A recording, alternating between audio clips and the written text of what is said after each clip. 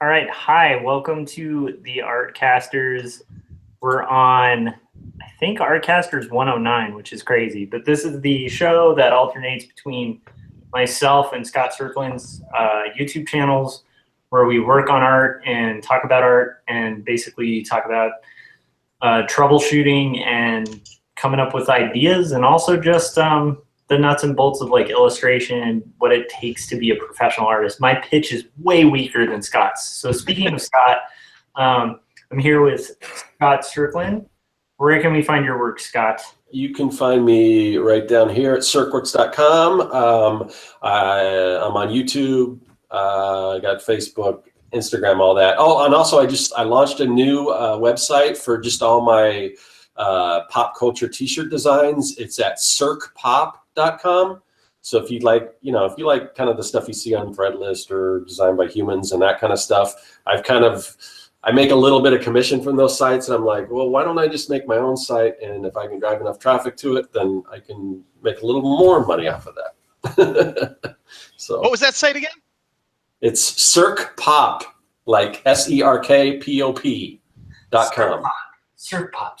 Yeah. All right, you guys should check it out. It's awesome, and particularly the carbonite design that you just made. Pretty classic. So go check it out, you guys. All right, and then we have our special guest, Gaz. And Gaz, where can we find your work? Hey everybody, it's your old buddy Gazbot. I'm here to tell you about art and stuff. You can find me on the internet or just about anywhere. Walking down your street, you type in www.gazbot.com, I'll hand you your mail. Or you can go on Instagram, Facebook, or YouTube. I'll be there too, but I won't have your mail. We should let Gaz do the first intro. That's pretty true. It might not have made as much sense though. What happened with the mail?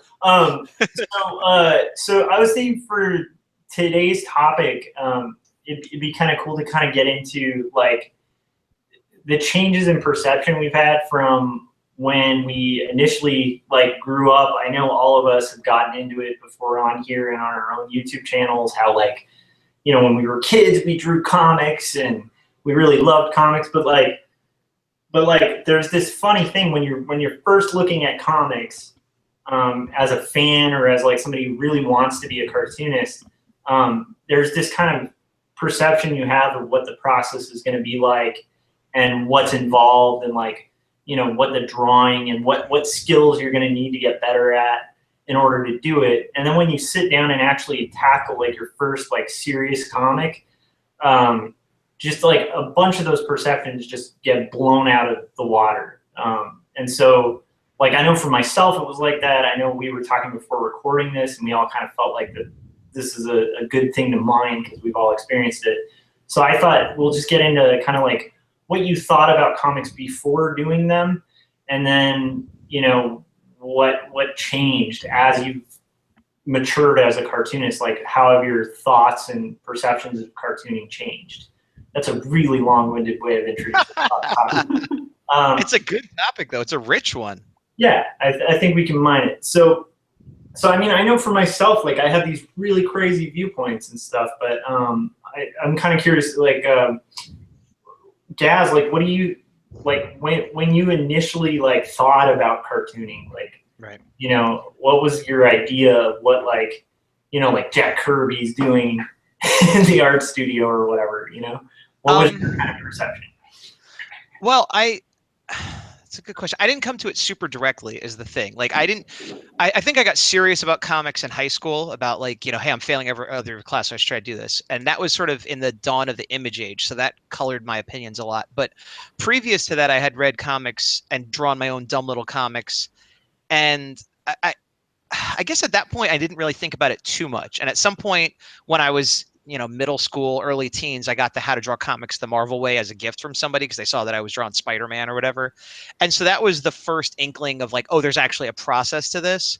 But I think I still, for up until about the dawn of Image, you know, like when they kind of, you know, attacked the system and changed everything for good or bad, I had an idea of the Marvel bullpen of, you know, like an office, like a regular office with like 20 people, and the editors are over there, and there's a line of people drawing at tables, and I did the pencils, handed off to the inker, and the letterers down the way, and, you know, everybody's writing, and people are coming in, oh, my papers are late, almost like a newsroom, except that then you would also be like, oh, I'm having trouble drawing this hand. Hey, John Romita Jr., can you help me draw this hand? Sure, here you go, buddy. You know, and so I think I had this idea of like a cross between like sort of a college dorm and like a newsroom you'd see on TV is kind of what I thought being in comics was like. And with like Nerf guns and all the, you know, fun stuff. Yeah, there's an arcade machine in the corner, like that kind of stuff.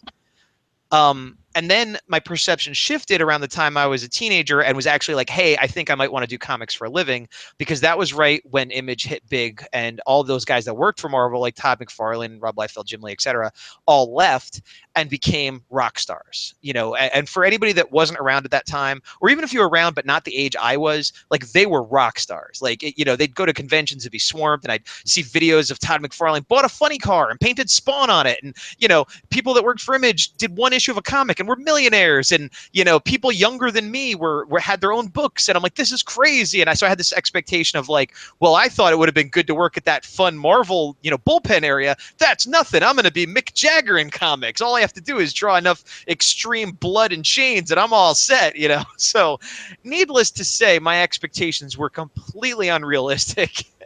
And I spent a lot of time drawing extreme characters and not working on backgrounds or draftsmanship or storytelling or anything like that. And over the years, I had some disappointments and some eye-opening, times that now I'm at the point where I'm kind of the opposite, where storytelling is the most important thing to me and clarity is very important to me. I might not be at where I want to be skill-wise, but I know what to aim for. And the idea of a dynamic pinup is sort of like, I guess that's something I'll do, but it's not the thing that excites me anymore. But I actually definitely had a lot more fun back then than I do now. You know, I remember just drawing through high school, just drawing some guy with spiky arms, punching another guy through a wall, you know, and like that would be like what I did for 3 days. And then I'd make up some new characters and do it again. And it was fun. But I never got anywhere, and I wasn't disciplined, and I never finished a project. And over time, it switched to me getting more disciplined, me trying to train myself, you know, in certain things that I'm deficient in, and trying to finish projects and be a professional, and having very little fun doing it. Yeah, that is one of those things. Like I remember when I like something that really positively affected me, like when I was first working on like my first serious comic, because I always want to say serious because like I did a lot of zines and stuff in high school. Sure. But like the first one where I tackled it with like everything I had, and I was like working on like the roughs for like the entire issue. And they had a Masters of American Comics show at like the MoCA, I think, in LA. And I went to see it, and then Chris Ware lectured afterwards. And Ware gave this piece of advice that like stuck with me, like, and luckily helped me out, because I was at this point where I was like, why do I hate this? Like while I was doing it, I was like I really like the story and I like the end result, but I hate this whole thing. I hate doing this. Did I pick the right thing? You know, that kind of thing. Right. And I was going through that because I'm like a young student at the time. So I'm just like, you know, trying to learn how to draw, trying to figure out life drawing, trying to do all this stuff. And then when it comes down to cartooning, I'm like, this is way harder than illustration. Like, at least for me, it is. And I kind of hated the process. And I remember Ware saying, like, somebody asked him, like, do you have any advice for young cartoonists? And he was like, yeah, just understand, like, nobody loves doing this. And it's a very Ware thing to say, but he was like, you know, and he's like, I'm not saying that to dissuade you, because if you guys want to do comics, you're going to do comics. But he's like, pretty much like, it's just a lot of work, and it's really disappointing and depressing. And he's like, but, you know, the reason I'm saying that is to hopefully encourage you, because and then he pretty much verbatim said he had gone through what I was going through at the time, where he was just basically like, when I was a young cartoonist, I'd attack comics and I hated it. And I'd feel like I'm going to meet the guy who loves it, you know, and he never did. And so it's funny because like that stuck with me, and that kind of got me through that first book. And then when the book came out, it's like amnesia, and I forgot how annoying it is to make these things. And then moved on to the next thing. And then like you know, now I'm working on a big book, and it's like I'm halfway through, and like I get amnesia on a daily basis. Like I'll work on a page and be like, yeah, I'm not going to work on this anymore. I'm all done. And then the next day, attack it again, you know? But because you forget, you're like, you look at the results like, oh, okay, it's halfway there. Like that page is the panel's half done, you know? It does also seem like everything looks better after you walk away from it. Like, you know, there's a certain level of dissatisfaction every artist has. Oh, yeah. But like even I, who hate most of what I'm doing while I'm doing it, when I look at it the next day, like I'll walk away disgusted. Me like I'm gonna have to redraw everything, and the next day I'm like, actually that's not as bad as I thought it was. You know, because like you have a little bit of perspective after that. Oh yeah, yeah. Because I mean, you're literally like, you know, maybe 12 inches away from a page when you're working on it. Yeah. So it's like you're just staring at this thing that's like right here, and at least if you draw like me, it's like you're arched over and you're getting all these back problems from it. So it's like it's easy to get in that bubble of like, oh, this is terrible. This is a struggle. The worst though are like, you know, it's always good to step away, because there's also those times where you feel really good about something, and then the next day you're like, what the hell was I thinking? That looks terrible. You know? Yeah. It can work both ways. But what's interesting to me is like the fact that you were saying like you liked it, and I think that's kind of a common thing with people. Like I think people, when they're half-assing something, like, and I mean this for myself too, like, because I was doing that with comics forever. I was like, I'm a cartoonist, and I had no right to call myself a cartoonist because I wasn't making serious comics. And I still feel like I don't have that right. Well, I buy the whole art of war thing, right? Like if you're writing every day, then you can call yourself a writer. If you didn't write today, you're not a writer, you know? Right. I think that's pretty fair. Because how else are you going to gauge it? You know? I guess, I mean, it's different for everybody, obviously, and I'm a weirdo, but like once I have all 5 issues of my current book out in a trade, then I'll be like, okay, now I have the right to call myself like a comic book artist or a cartoonist or whatever, because I've like done like a big serious project to completion. And that doesn't mean I don't think you are, I don't think other people are. Like, you know, I hold myself to this higher standard, I think, than other people sometimes. So like I mean, I only in the last couple of years felt comfortable calling myself an artist or an illustrator, even though I've been doing it professionally for years, you know, like I don't know. What was that imposter syndrome thing? Like I definitely have that. Oh yeah. Yeah. Well, I can understand. I mean, it's just, it's a weird thing that like I said, when you're kind of halfway doing something, it's kind of weird to try to like, the point being, like, a lot of people who are terrible poets like think they're great poets and enjoy the process of writing poetry, right? But then like you read like the heavy, really good poets, and I'm not a huge fan of poetry. I just picked it as an example. But you read like the really good poets and read interviews, or like I listen to Fresh Air. Sometimes Terry Gross will interview like a poet or something, and they talk about the process. And it's a lot of the times it's laborious and tedious and terrible, right. You know. But I mean, obviously, it's something they love to do. But there's more to love than just like the sheer quick enjoyment, you know. And well, so, I do think that there's a spectrum there, like there is for everything, though, because I definitely think that ignorance is bliss, and some of the happiest artists in any field are not necessarily any good, and they're like, oh, I just get inspired and it comes so easy, and it's like, yeah, you could tell, like, you know, you're not. But then there are some people who are putting in effort and are doing, you know, their due diligence that still seem to enjoy it more than others. You know what I mean? Oh yeah. But I do have a definite like unfair prejudice that like the more you enjoy your work, the kind of the less I think you're a real artist, which isn't fair. And plenty of people enjoy it, but like with if I haven't seen your art, I should say, because again, there are obviously exceptions that enjoy their work and are hard workers and stuff. But when I meet someone like at a party and they're like, oh yeah, I love art, and then like, oh, what do you do? It's like, oh, just everything. I love being creative, and I'm like, you are not, you suck. Like I haven't seen your work, but I guarantee if I did, it'd be terrible. Well, generally, like most like that's the worst, actually. Like to me, whenever I meet somebody who's like, well, I've always been creative or something, and I'm like I always want to just ask, like, define creative, because like going to Hobby Lobby isn't creative. Like, right. You could be creative doing that, but and there's different levels of creativity. It's like, you know, like there's always like I remember in art school, a lot of people when like with our program, people had to apply to get accepted, right? Like after 2 years in. So you take all the like early courses and stuff, and then you had to submit a portfolio, and a lot of people got cut out. And a lot of the people who got cut were the people who like showed up to college like dressed like, you know, with like they had the art outfits. Yeah. You know? Yep. Like my sleeves are too long and I'm wearing kooky glasses and I don't comb my hair. And everyone who met them, they'd be like, I'm an artist, you know, and like, but they couldn't cut it like when it came down to it, because like a lot of them weren't really artists. They just were in love with the idea of being artists. Absolutely. That's exact. Yep. 100%. And I feel comfortable talking about it because I feel like I was one of those people. I mean, you kind of are that person when you're a young artist. Like you are kind of aspiring to be an artist. Hopefully you're aspiring to make good art like over that. But but you're right that most of us start that way and grow out of it. But some people never do. And that's fine if they're just a hobbyist and they're like doing little paintings at home for fun or whatever.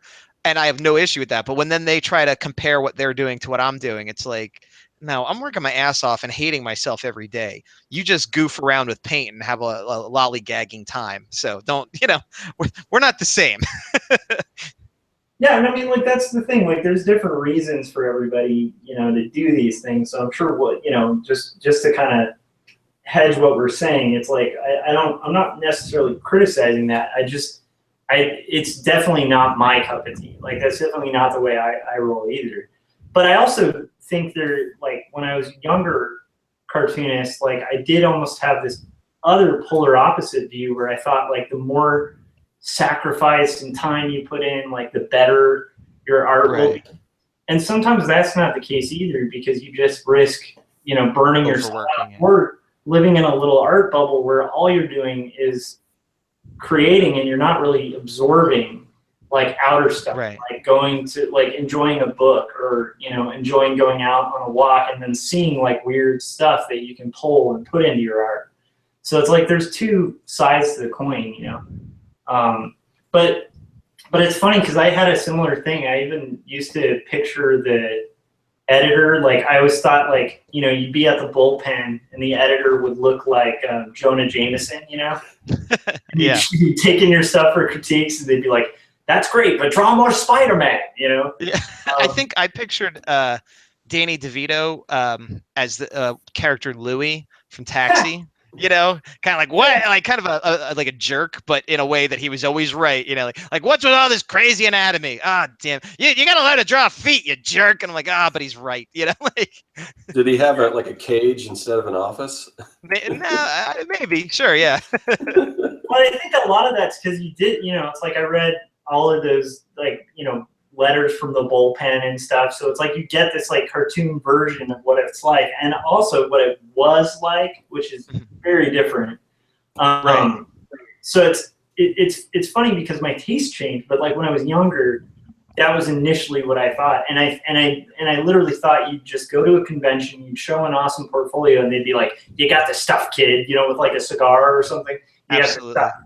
Yeah, come on to the Marvel offices, you know? I legit thought the only thing holding me back from like getting a contract for comics was that I was still in high school and that I haven't had a chance to like go to New York and meet people yet.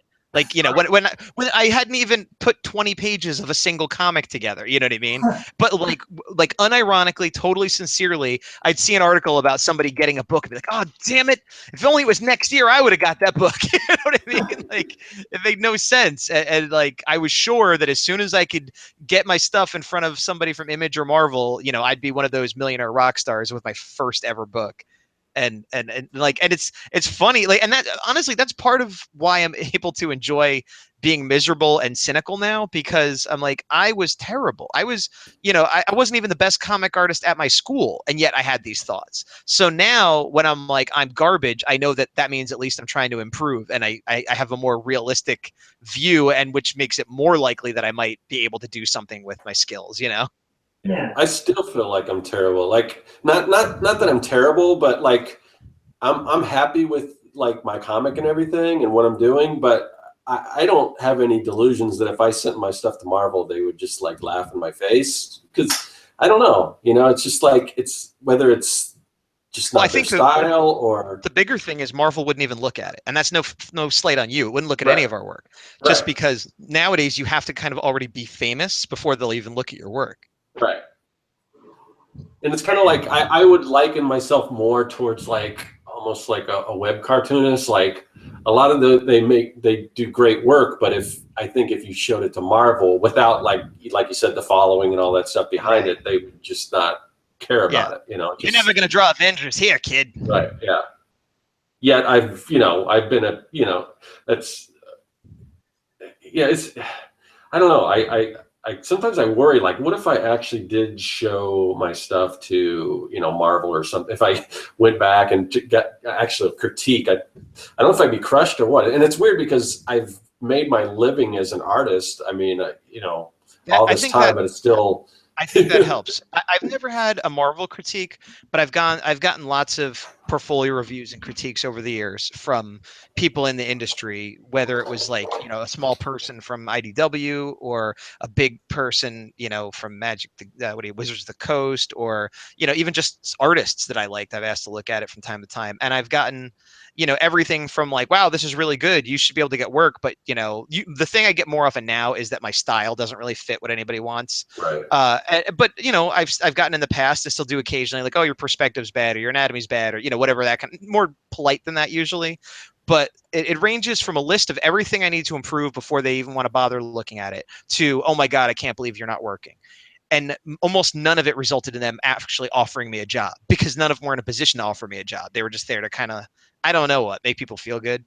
But the fact that when I started doing that, I was already working. The first one I ever did was in New York, and I was working at an animation studio at the time. And I was saying, like, I make a living as an animator and this and that, so that even when they're like, yeah, I don't know, you're not ready, but like, it didn't sting as bad, because it's like, well, they're saying I'm maybe not ready to do comics professionally, or not comics for them professionally, but clearly I'm making a living as an artist. So whatever insecurities I might have, people are paying me to do work that aren't my family. So I must have some value. Maybe I'm just not ready for, Marvel or whoever Right. I'm talking to. Right. And I mean, I don't have any desire actually to work for Marvel, Mm-hmm. It just doesn't, it's not something I really care about.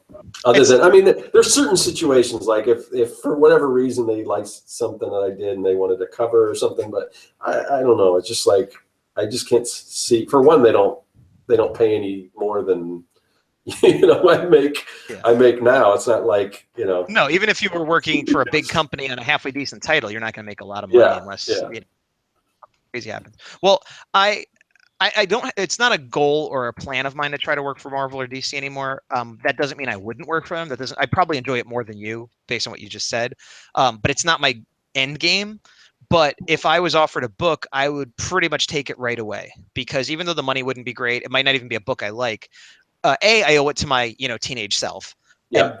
And B, there's a cachet that comes with that. The $100 a page I'd be getting, or the $200 a page I'd be getting, or whatever, isn't the payment. The payment is that my name was on a book that was in a comic store.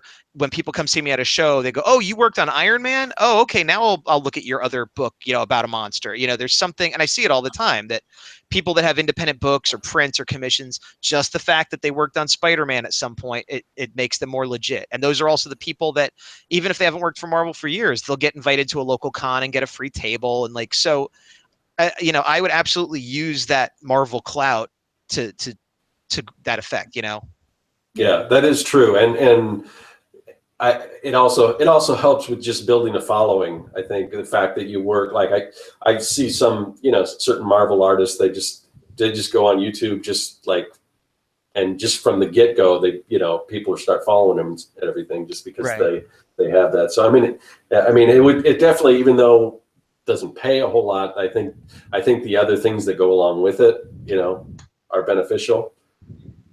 Yeah, it's weird. I'm kind of like, I used to be where you were, Gaz, but like if something happened for some reason, like early college, where I just lost all interest in like superhero books. Right. And like, and not just superhero books, like all like, and not in reading, like I still read them, I still enjoy them. Just the idea of myself doing them, I don't really, like, I wouldn't want to. You know, Well, you wouldn't be excited about it, but you wouldn't even take it as like a career move that knowing you did that, people be more likely to look at your independent books later I on. don't think, because I've done like, just from the brief times that I've done like hired work on comics, Mhm.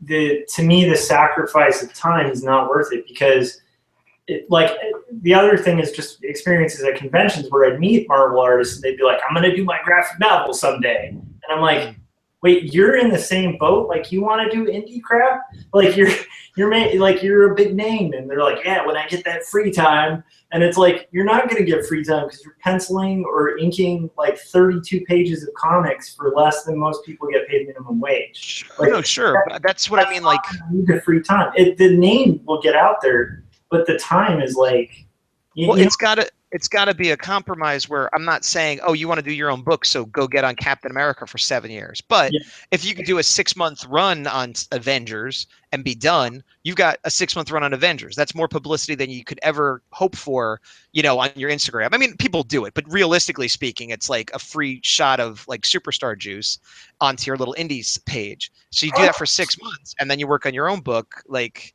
I don't know. Even if I hated it, which I don't think I would, but even if I did, it seems like a pretty fair trade. Well, like I said, that can be a fair trade for some. Like, it's just, I think it depends on your goals. Because like when I started seriously approaching comics, it was like a different boom. That's like, so you have like the image boom, right? And then like that pretty much destroyed the comics industry for a little bit afterwards, because they went crazy with like alternate covers and there's all sorts of stuff.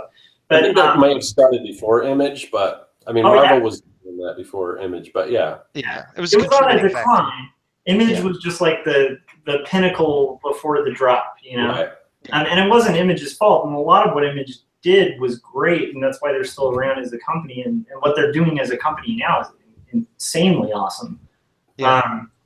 But it's like, so there was that other boom, like early 2000s, where it was like, and late, it's kind of like late, started like very late 90s and then early 2000s, where there were a slew of like cartoonists like Craig Thompson and Chris Ware and like, let's see, Martin Satrapi and Joe Sacco.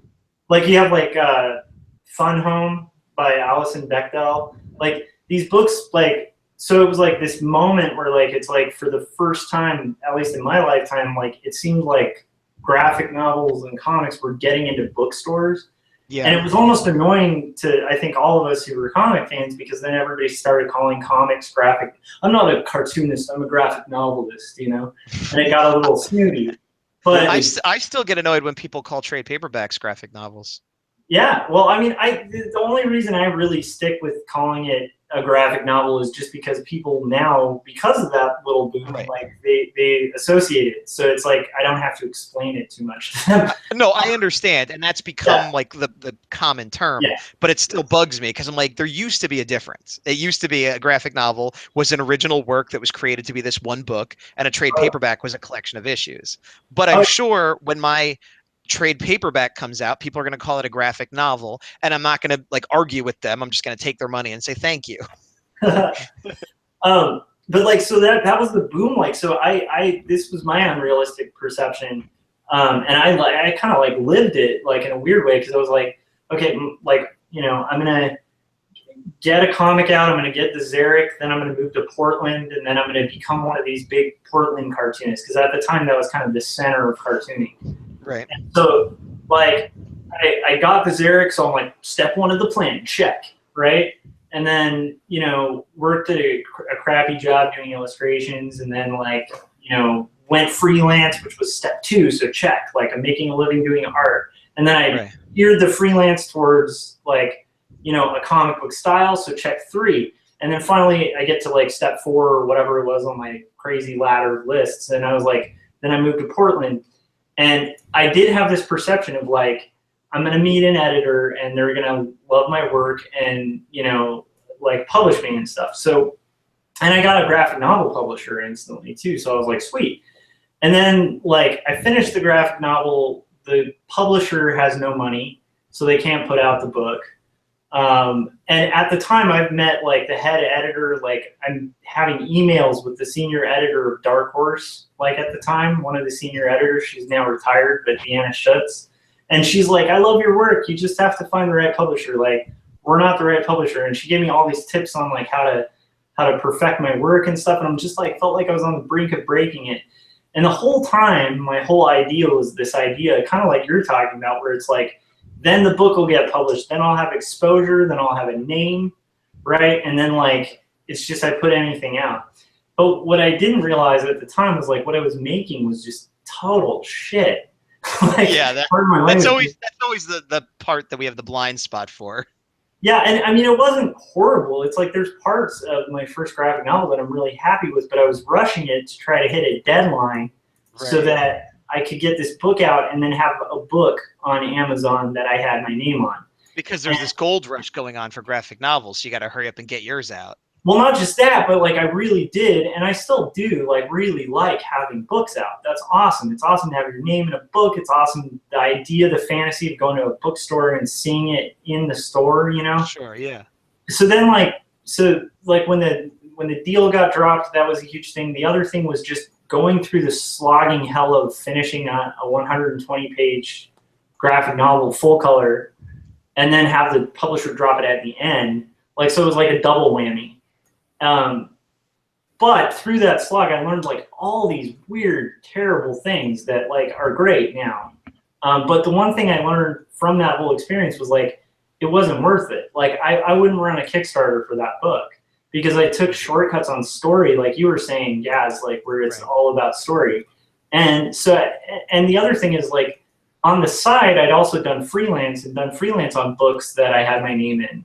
And were on Amazon and had a publisher and they didn't sell, or they did sell and it didn't mean anything. Like, and so like to me that's so I learned a couple of really important lessons. One was like I don't want to rush comic pages just to say I'm done. Like I don't think you, Gaz, like your pages are very detailed. I don't think you suffer. Maybe you did suffer from that, but I don't think you do now. But I did. You know? I think I didn't used to think about it that way. I would just I wasn't as aware of my shortcomings. So, you know, sometimes people call me a perfectionist now, which is like always weird to me because I'm like, none of my pages are perfect. But yeah, I guess I have that attitude of someone who wants to make it as good as it could be, and I keep revising it. Whereas I used to not. I'd be like, first time, done, looks awesome, I'm great, and I'd move on. But it wasn't that I was in a hurry. I just had a blind spot for everything that wasn't working. Yeah. So now I don't rush it. Well, I do rush it a little bit in the sense that if I'm working on a page and it's been a day or two of like, you know, full days, I'm like, I got to be done. You know what I mean? Which I think is not rushing it. It's just being realistic of like, how much more am I going to overwork this before I just let it go and say, you know, I'll do better next time.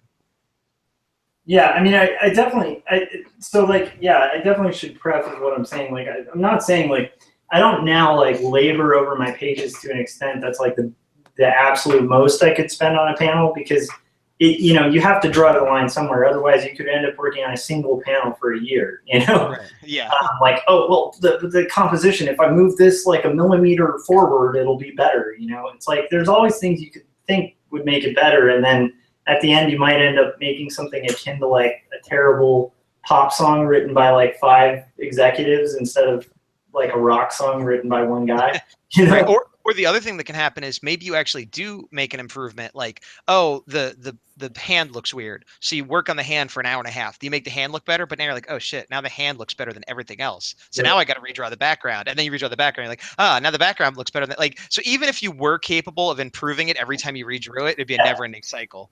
Yeah, you could end up in a Pandora's box of just constant improvement. Yeah, so like the thing that, the thing I meant with that was like, it's more like, so now when I approach comics, like with one of the errors I made with the first graphic novel that I worked on was like, for one thing, it was like the execution wasn't the best. Like there were panels where it was just like, I just got to get this page done, and I knocked it out, and I knew it. Like I knew I kind of phoned it in on, and not a lot, but enough. And then there was, the other thing was with just the way I approached the story, because I was influenced by guys indie guys who like write as they go. Right. And that's how I tried to do it. And so I had this really rough outline, and then I just wrote page by page. Like I thumbnail, but I'd like write in the thumbnail stage. And I didn't map it out, I didn't script it, you know? And so what I ended up with was like a story that had, and Deanna Schultz actually pointed this out to me when she was looking at it, but she said like, your story has like these points of brilliance. She actually said brilliance, which was like super flattering.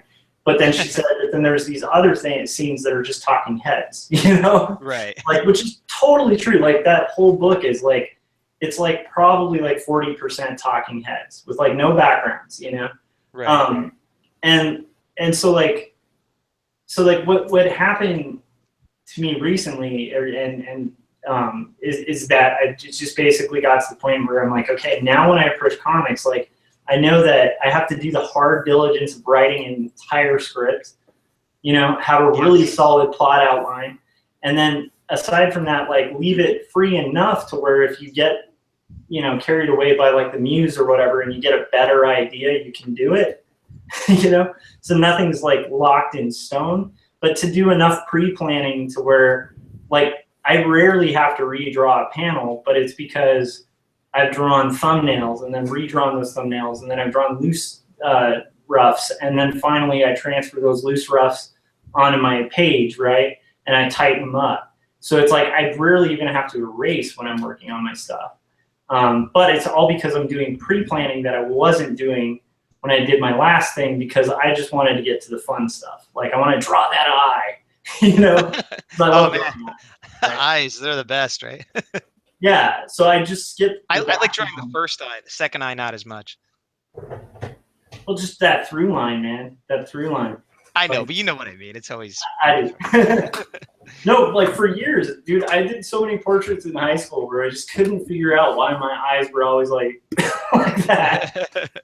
I'd be like, I spent so much time on this. Why is one eye like up here? And then, or like, why does this look odd? Because somebody turned 3/4, but their eyes are the same, like same distance from each other, like equal in size. Yeah. What about you, Scott? Like, what was like? We've all kind of gone into this. What was your kind of view of comics pre, and then like, what kind of hard lessons or whatever did you learn? Yeah. So. I'm a little older than you guys, so I mean, Image wasn't. I mean, I mean, when I first got to the point where I thought, hey, I'm going to be a professional artist, I think Image was out and everything. But there, I mean, growing up, there was no like Image. It was, you know, mostly Marvel and DC, and then some other smaller companies. And I mean, I remember when Dark Horse first came on the scene, and you know, they had that comic book. What was it? Boris the Bear. Do you remember that?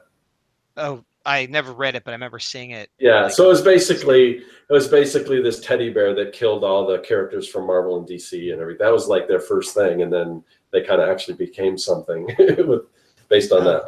But anyway, so prior to all that, I mean,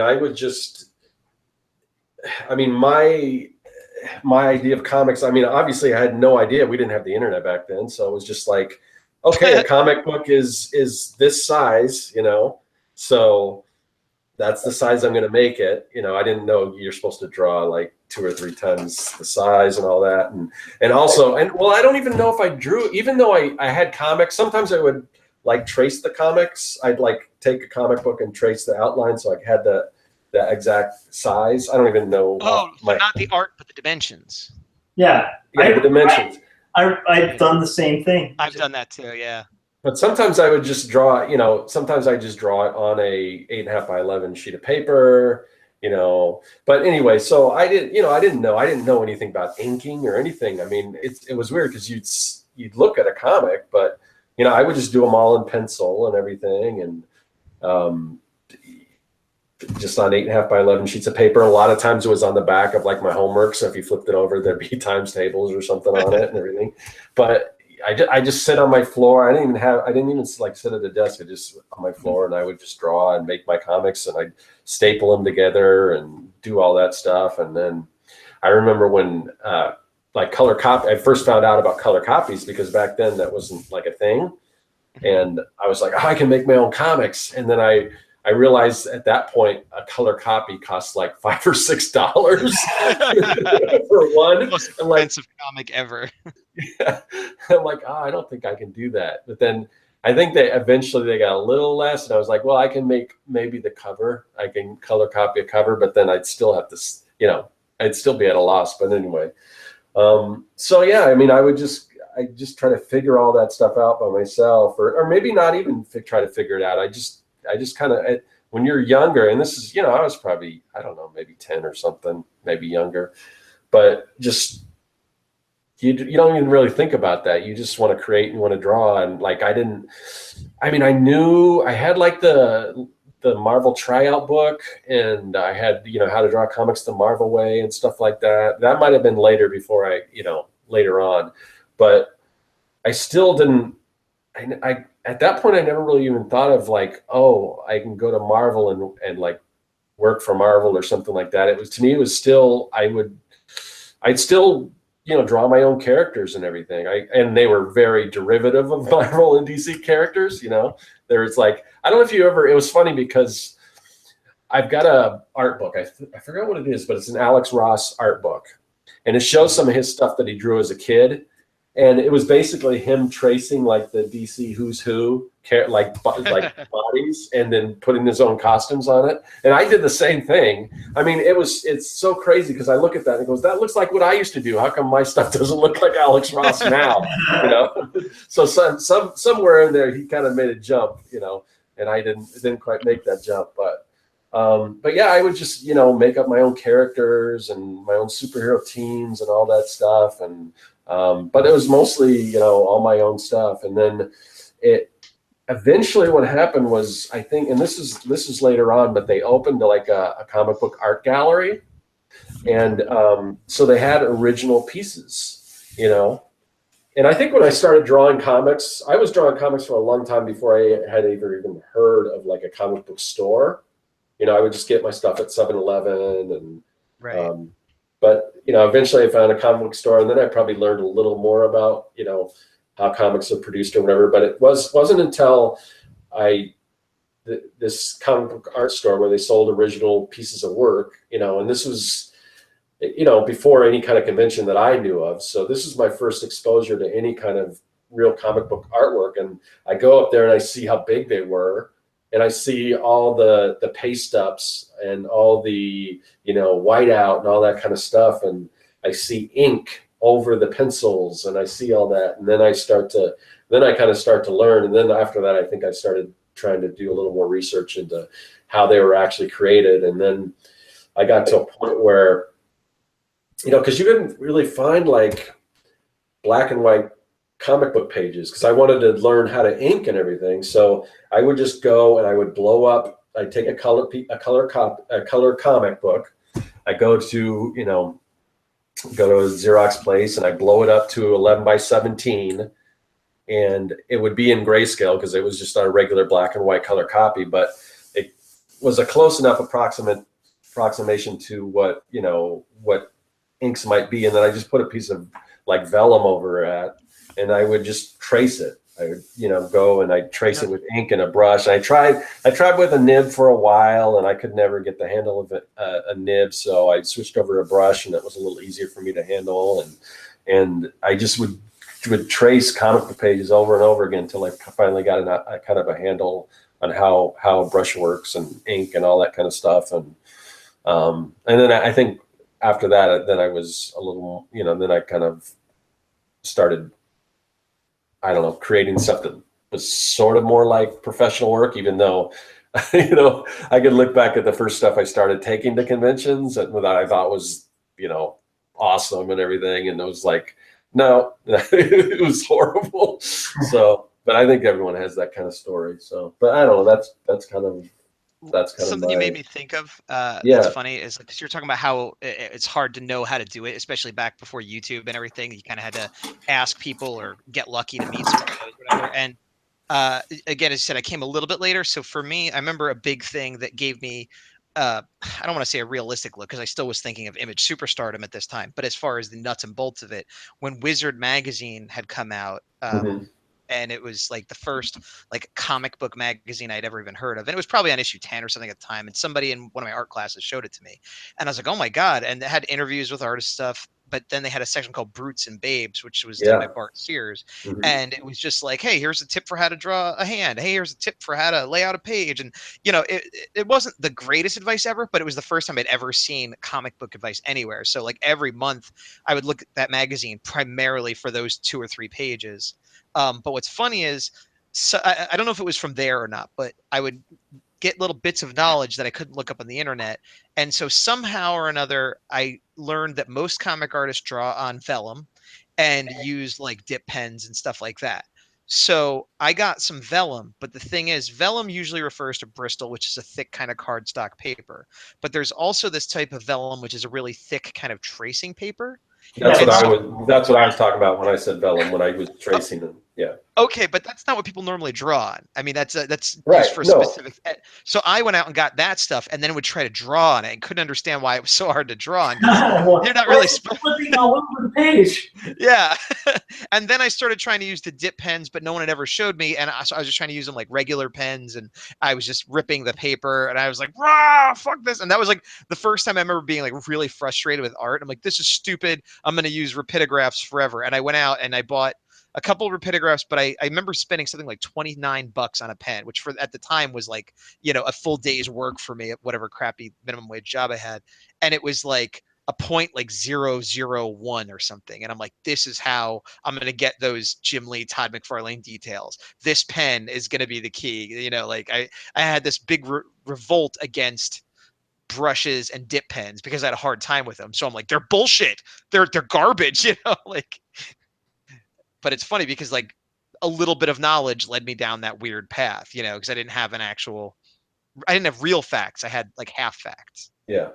Oh yeah. I mean, I like, man, for like, so when I was in like 6th grade or 7th grade, like we took this trip to Colorado when I was a kid, and we went to Mile High Comics, which I was stoked about because if you guys remember, like almost every comic book known to man from like the 80s onward, like had a Mile High Comics ad, the like world's biggest, you know, comic book store, and like I think they had like a tagline about it being like not just a mile high, a mile long or something, you know.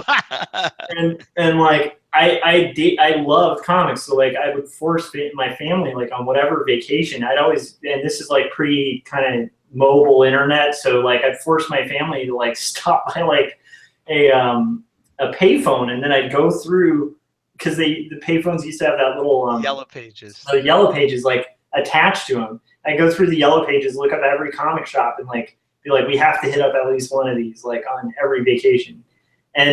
But this was like my dream store, and I had relatives in Boulder, and so I was like, okay, we have to drive to Denver just to go to Mile High.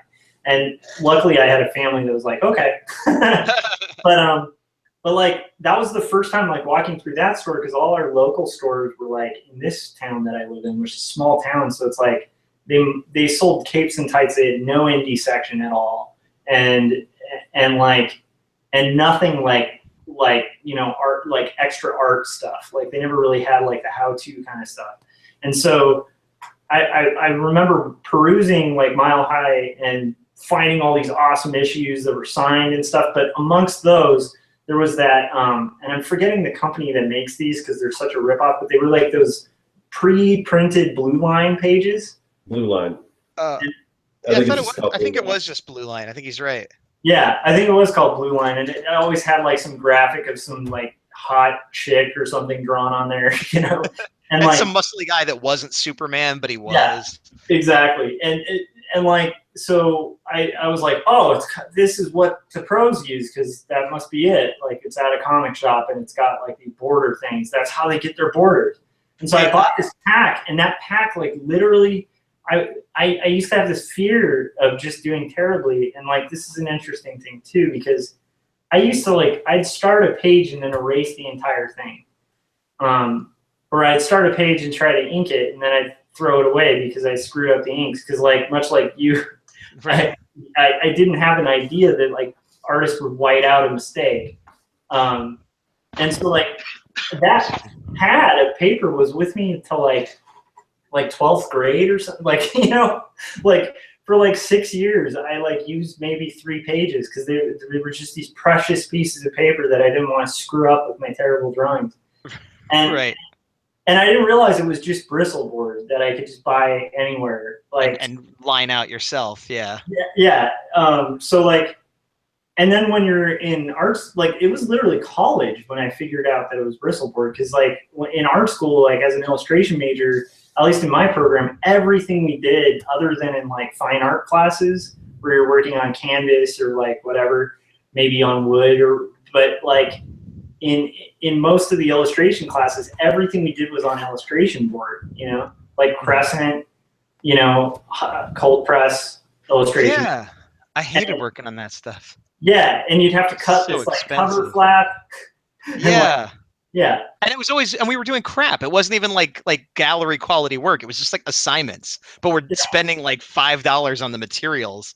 Yeah, and that's like the cheap Crescent, you know, like it's like it's crazy. But so I remember thinking, well, this is what the cartoonists use, and it wasn't until I like, you know, which is like way too late in life to like see original pages, but it wasn't until then like that I really figured out like, oh, I got to use bristle board. Like for the longest.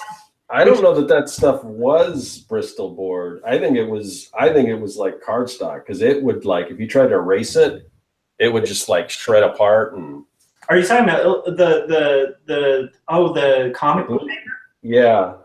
Yeah, I think if you got the cheap stuff, maybe, yeah. Yeah, it's like a low weight. Like it's not even. That's got to be like a maybe even 60-pound weight. Like it's not a heavyweight paper at all.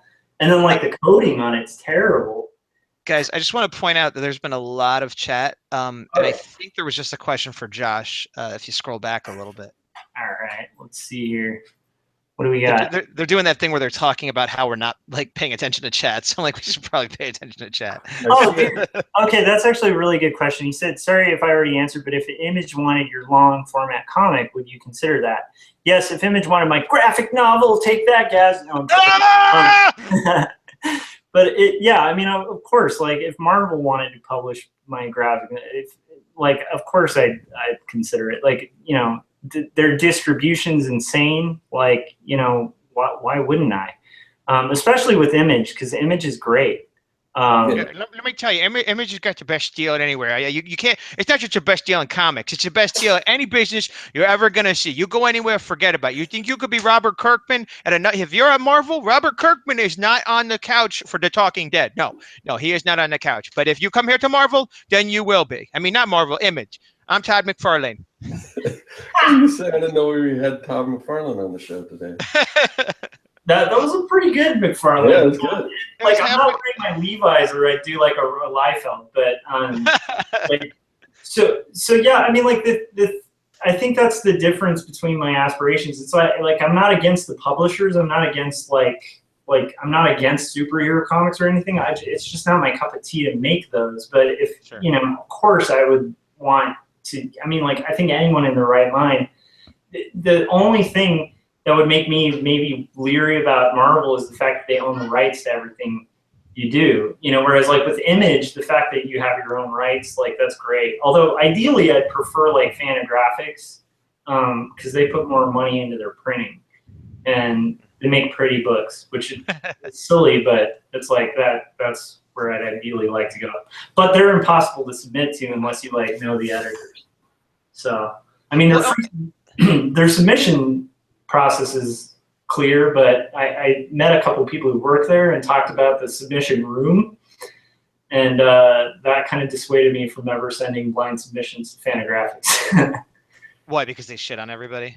No, they just have a room full of submission packets that have never been. Oh, I thought you meant like in the room where they're like, look at this garbage. Yeah, they don't. I don't think they tend to look at submissions. I mean, if anybody else has had a different experience, but the only people I met published through them, like, kind of knew somebody who knew somebody, and that's how they got through them. Like, we're I don't know. But it is worth noting too, though, that even though all of us are doing like the indie comic self-publishing thing, it's like it's a big blanket statement that basically means we're not doing traditional superhero comics. We don't want to necessarily work for Marvel and DC, but it's it's all three of us do such completely different things, and we don't even represent, you know, a small percentage of the different types of things people could do, because Oh yeah. like the type of book, you know, that you're working on now, you know, it's very, I presume, autobio, and you know, it's kind of real world based and dramatic, and like, and I dig books like that, but I wouldn't want to do one like that. But it's funny because after I got out of my image phase, I have a lot of friends that are in like the not in the alt comic scene, I guess is a better way of putting it, as opposed to indie comics, you know, that do that kind of stuff. And you know, I'd go to parties where, you know, a lot of the people you mentioned would be there. I don't know them, but I knew somebody who knew them and things like that. Yeah. And so I sort of, my work wasn't at that level yet, but I started dabbling in like autobio comics and doing like weird experimental strips and stuff, because I'm like, oh, everybody I know does these. And like, I do know somebody that works for Top Shelf, and, you know, but very quickly I'm like, I don't want to do this, you know, kind of the way you're saying about superhero, but I didn't necessarily want to do superhero comics either. And so so that now I've landed in this area, which is kind of almost the worst area to be in, because I'm not like an alt comics gonna make you think kind of guy, but I'm not like a superhero good time kind of guy. I'm like I'm like a B movie version of Marvel, you know, like I'm not making the Avengers, I'm making Evil Dead. And so there's an audience for that, but like no matter how successful or good I do it, there's like a built-in level to where that could go, which I've made peace with. But it's just funny because, like, you know, I had at one time in my life the opportunities that you're kind of talking about, had I pursued them, but didn't, because it wasn't what I wanted to do. Whatever, you get what I'm saying. Yeah, well, I mean, that's the weird thing though. Like, it's a weird thing because those publishers themselves are kind of like in different niches too. So it's Right. like I'm in a kind of similar boat, but it's more stylistic, where Okay. you know, pretty much like most of those publishers, when I've submitted to them, have sent back the feedback like, this is a beautiful book, you should send it to this publisher. Right. You know what I mean? Like basically saying it's good, but it doesn't fit us. Like Drawn and Quarterly, same thing. They're like, well, it's too much like Top Shelf, so send it to Top Shelf. And then Top Shelf is like, we like it, but we don't have the budget to publish any new books. But they're like, and it's more of like a Ad House type book, and then Ad House like doesn't get back to you because they publish one book a year. And, Right. I mean, the tough thing with indie comics isn't so much that, like the tough thing is that even the guys who are out there getting published are on a long wait list to get their book out, because they're all like, most of those publishers, even Fantagraphics, have a really limited amount of books they release. Right. So it is one of those catch-22s of like, now I think that the industry shifted more, where now the game is, you kind of like, in order to kind of break through, you have to already kind of be someone before you even approach the publisher. You know, Right. Which is outside true the in story. Marvel type books too, unfortunately. Like it seems like now anywhere you have to be somebody, which I guess is good because it encourages people to put out their own stuff, and even if they don't get picked up, there's more interesting books in the world. But the other thing is, it's also disheartening because, like I said, I have known and still do know people that, you know, you would think based on how well known they are in that industry, that would be their whole job, but it's not. You know, they have day jobs, or, you know, their wife is supporting them, or their husband supporting them. You know, like there's very few, even like what I would consider like top tier alternative cartoonists that can live off their comics. You know, and some of them teach or do other art related things to supplement it, but it's like, you know, that's why it's always like, yeah, unless you get like a movie or TV show or something crazy happen, it's never going to be enough to just do comics. Yeah, I mean, like one of my big wake up calls. This is a good thing, 'cause it's on topic to like what our initial topic is. But like one of my big wake up calls, because I have this perception, like if you become a cartoonist who's frequently published by a publisher, like you're suddenly able to like afford rent, or, you know, like this will be your living, at least in Right. the indie scene. And I remember when Kevin and I were doing BIPT, we interviewed Derek Kirkkim, who like I admired the hell out of, and I think he's doing incredibly well now. But I was a big fan of Derek Kirkkim, and I actually like, he, among a couple other people, like Rode Matios and another guy like who had gone for Vizeric, they were like some of the guys that made me look to even hear about, like, even know what the Zarek was. Right. And then, so I had kind of idolized this guy, and I love his work. He's a brilliant cartoonist. He did this book called Same Difference, and he was one of the early web cartoonists that did that. And then he got the trifecta, right? So you got the Harvey, the Ignatz, and the Eisner, and all for that book. And so we go to his house to interview him, and it's like a 1-bedroom house, like on the far end of Portland, with like an Eisner on his shelf. He's got barely any furniture, but he's got this little bookshelf with an Eisner and an Ignatz and a Harvey just sitting there, you know? And like, he's talking about how much he hates comics because he's making no money, he never gets time to work on his own personal work because he keeps having to take commercial gigs. Right. and it was like this little bubble popped in my brain where it was like, oh, you don't just like make it and then you're done, you know? Like a lot of these guys are doing this, are desiring the same thing we all have the freedom to do right now, which is I definitely had that illusion too. That, like, I mean, obviously Image was ridiculous and made me think you could make $1 million from one comic. But even before that, I had the idea of, you work on X-Men, now you're good. You know, like, you're never gonna have to worry about money again. You're always gonna have a job working at Marvel. And even if you get laid off, you must be making so much money. You're fine. And you know, like, it is a rude awakening that even someone who's won awards and someone who has been published and is well known and respected is like, can still be not paying the bills. Yeah, it's insane, but it's also cartooning because, like, and which is actually it made me very happy that I also pursued illustration because illustration rates versus comic rates are just like, it's like night and day. Like, you get paid more for like a half-page editorial than you do for an entire comic.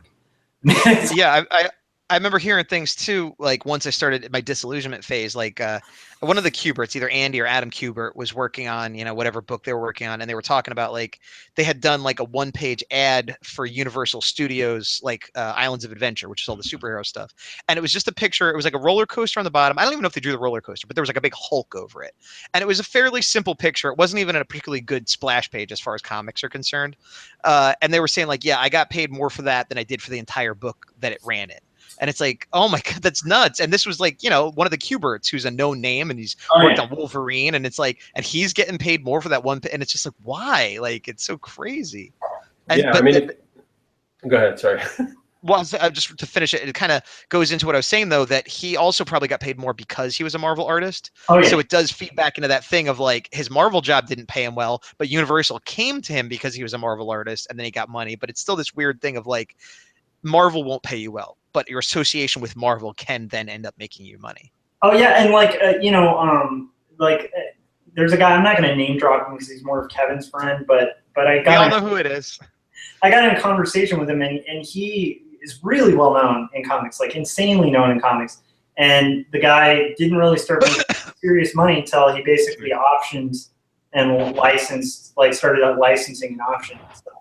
And then at that point, that's when the guy, like, you know, got like a really nice house and like, you know what I mean?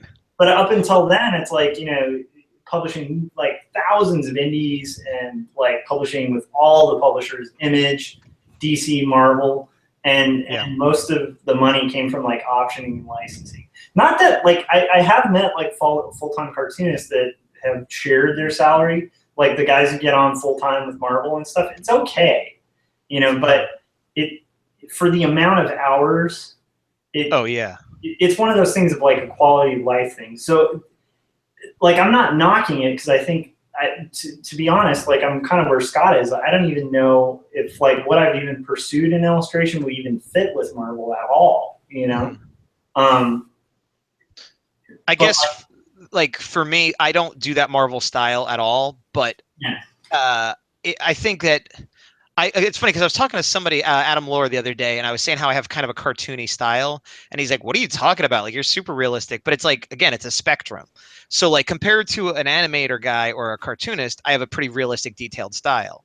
But if you look at my faces and some of the proportions I do, it is very cartoony compared to, you know, like a Neil Adams or somebody like that. But I do think if push came to shove, there are books that could work for. You know, there are superhero books I could work on. I don't think I could do Batman, but you know, maybe I could do like a Flash book or something more lighthearted. You know, something like The Tick or something like that. Yeah, yeah. I mean, I like once again, I'm not like I actually think it is interesting because there's so much variety in the medium of comics that there's so many things you can pursue, but there are common threads, like the common thread of like that generally there's lower pay than any other art industry. Yep. And with that considered, also like almost every cartoonist I've met, their deep desire is to make their own book. Right. And like so, and that goes from guys working on licensed characters to guys like, you know, and big characters like Spider-Man and stuff like that. Like I've met a lot of cartoonists and that seems like a common thread. Even at the National Cartoonist Society, almost every cartoonist there has this like the work they talk about when they're talking to other cartoonists isn't like the work that they're getting paid really well for unless it's their own work. You know what I mean? Yeah. Well, that makes sense because if you're a creative person, the problem comes. I mean, it's a natural thing for all creative people to have. Oh, yeah. But the problem is, I've definitely known people either, you know, just seeing them do stuff online in interviews or even personally, where they have the skill and ability to do good paid work for comics or whatever else, and they have their own ideas, but their own ideas are terrible. And you know, and not in a I don't think that's a fun idea kind of way, but like I've read the script or they put a few pages together and I'm like, this barely makes sense. This is weird. No one's ever gonna, you know.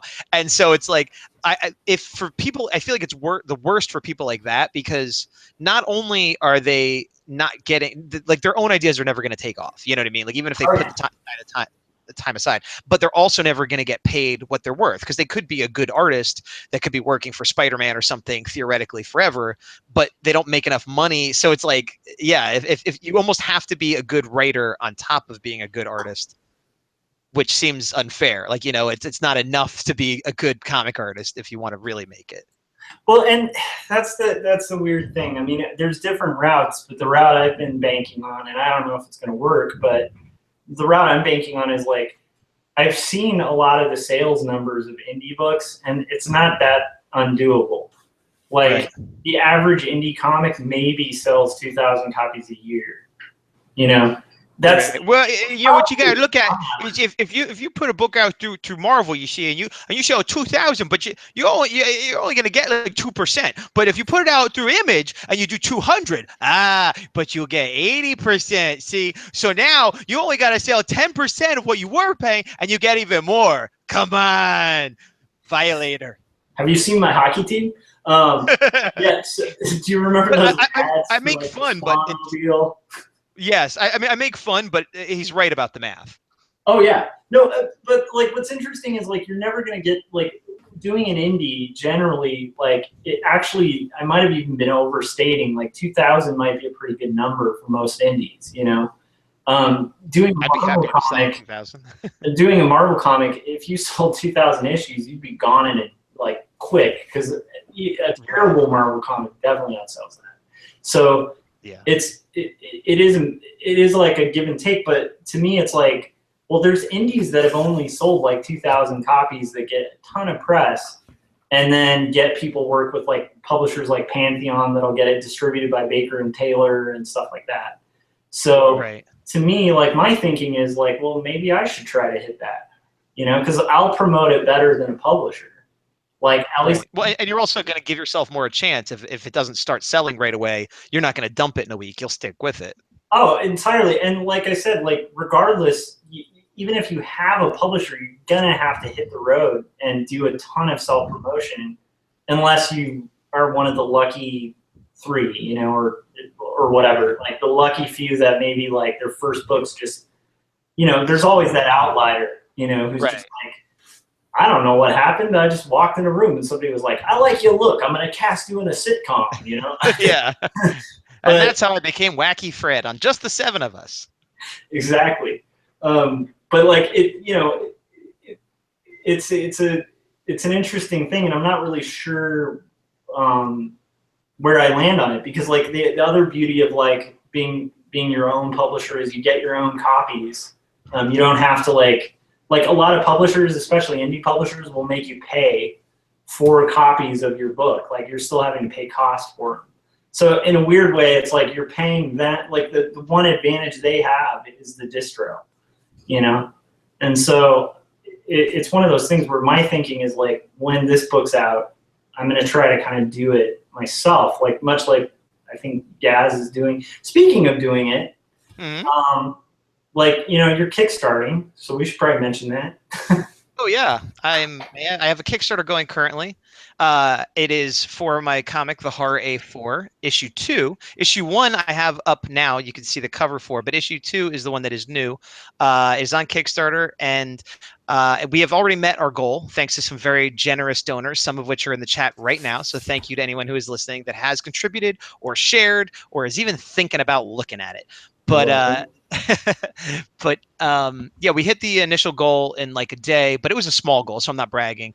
And we're right now just about $50 away from the first stretch goal, which is free stickers for everybody that orders a physical copy.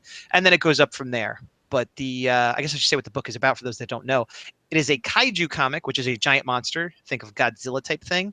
But it is in a world where those sort of monsters haven't been around for 100 years. So they used to be around, and then all of a sudden one shows up again, but there's no system in place to deal with it anymore. And the military is scrambling, and corporations are trying to profit from it. And we also focus on just some regular people, specifically a girl named Boots, who's sort of our main protagonist, and what's going on in the world and how people deal with this crazy monster showing up.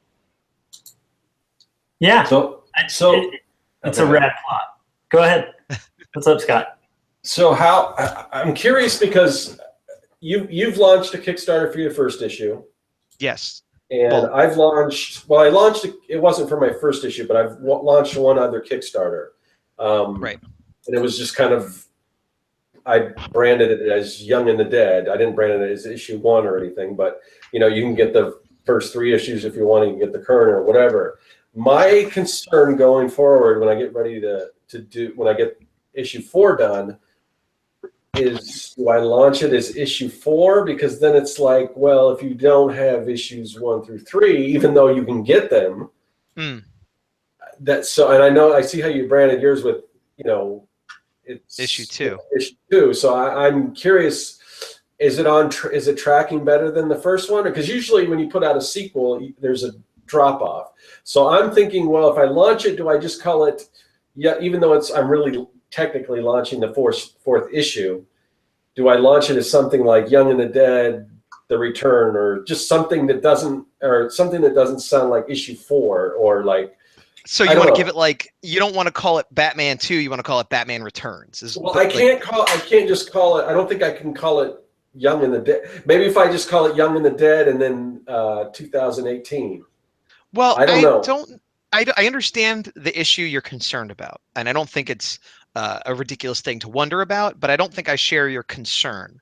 Okay. There has been a drop off, you know, in terms of last time. I think the numbers went up a bit higher, and I'm only a few days in. We still got 17 days to go. I did a 3-week one this time. Last time I did a 4-week one, so that's not a perfect equivalency either.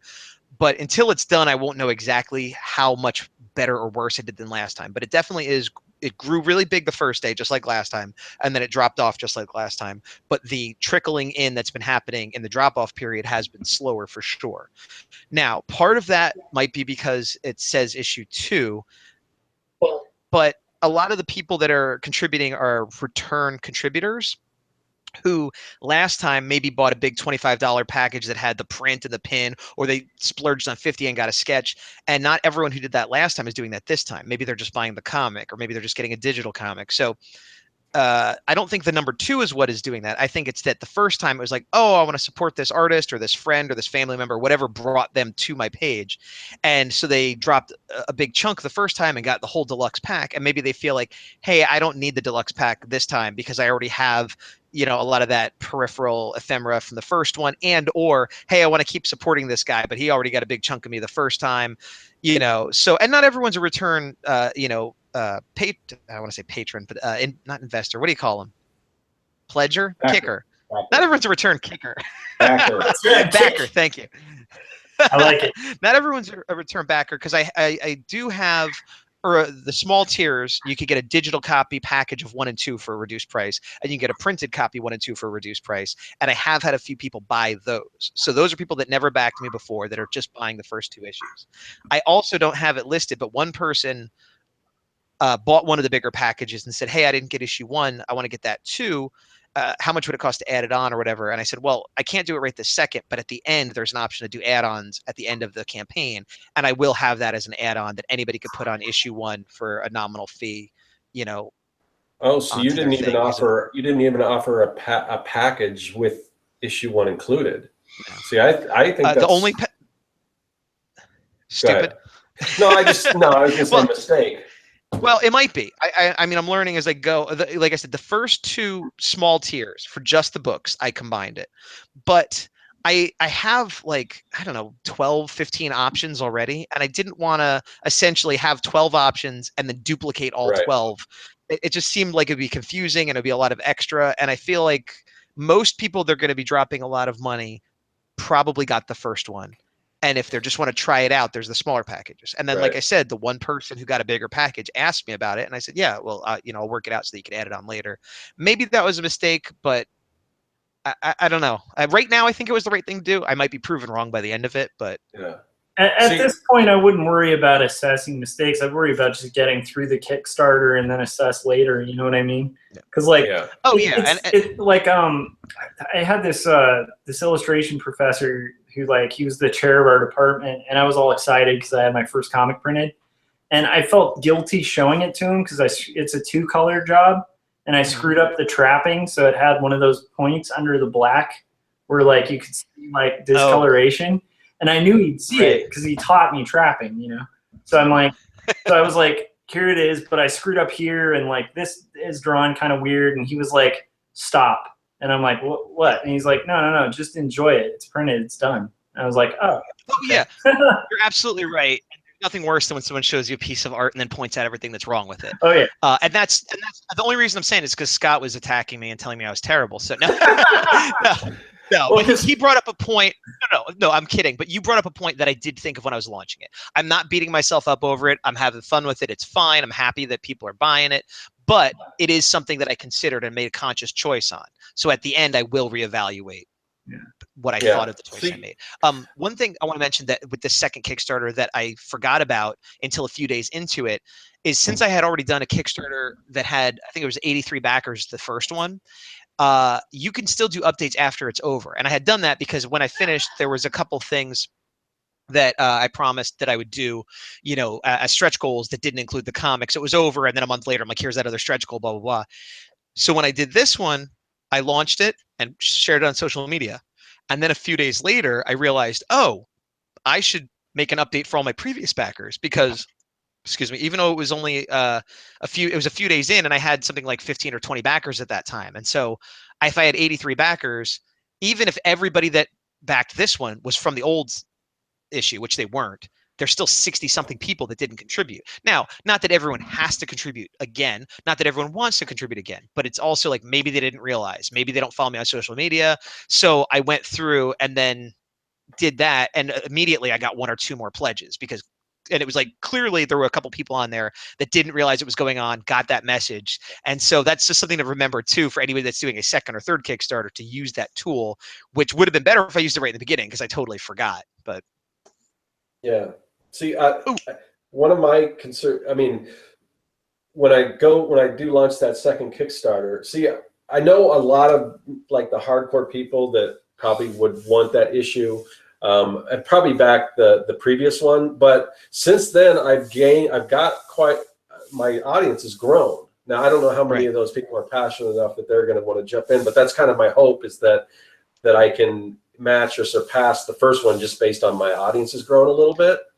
And that's why I want to be able to offer them the whole thing, because they probably don't have, the first 3 issues. Well, I had a similar thought going into this that, there are some people, like I said, that are not going to contribute as much as they did last time because they did that last time. But I also all my social media over the last year has grown as well. I've also gotten into a lot of fan groups that are specific to, Japanese tokusatsu or kaijus or Godzilla or really targeted things that I'm like, oh, some of those people are more likely to pick up my book than the generic comic groups I was in before.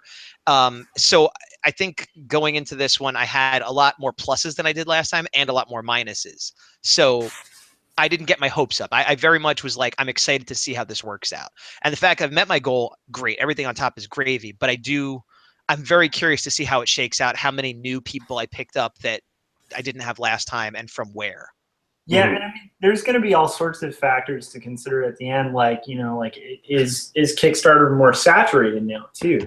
Because that can have more of an effect too. Yeah, there's something like 150 comic projects right now going on Kickstarter. Yeah. Well, the thing is, the more, I don't know if saturation is really such a thing, to me anyway, with Kickstarter, because the more people on Kickstarter, the more audience there is, because there's a lot of people who don't even know what Kickstarter is. So like a couple years ago, you didn't even have a chance to sell to them. But if they go on and they back one thing, then at least they know where Kickstarter is. They have an account and everything. So to me, that's more people that you can market to. So I think the more people on Kickstarter, the better.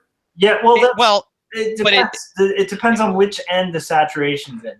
If the saturation's on the area of if it has the same amount of people or a similar amount of people and there's more growth in people asking for backing, then you're in a harder position than you would be if it's like starting to grow and there's 10 comic projects. You know what I mean? Yeah. There's a little bit of that. There's a little bit of that small Comic-Con vibe where everyone that comes by your table has their own table 5 down. Like, oh, hey, what brings you here today? Oh, I'm selling my comic down there. Oh, okay. Hey, how you doing today? Oh, I'm not so bad, selling my comic. It's like, so there could be a bit of that going on Kickstarter, because I do see a lot of creators buying other creators' books, which isn't a bad thing, but it's not, it's not a pool of endless money. It's sort of a little bit of self-supporting economy. I'm not saying it's there yet, but I agree more people on there is good. But I don't, when I looked at the different categories, comics was one of the bigger ones. And if somebody is more likely to go there because there's people there, then instead of going, oh, there's like 3 or 4 comics, it's like, oh, there's 150 comics. Like, I don't even want to look through 150 comics. You know what I mean? Like, I'm going to look through the first 5 or 10 and I'm done. I don't have the stamina for that. And I remember, sorry, let me finish. I do remember on my first one, I had a few people I met at conventions that I didn't know, and they had said, oh, I went on Kickstarter and just looked up Kaiju comic or Monster comic, and yours came up, so I donated. But if you put in Monster comic now, more than just mine comes up. You know what I mean? So there's competition there. Yeah.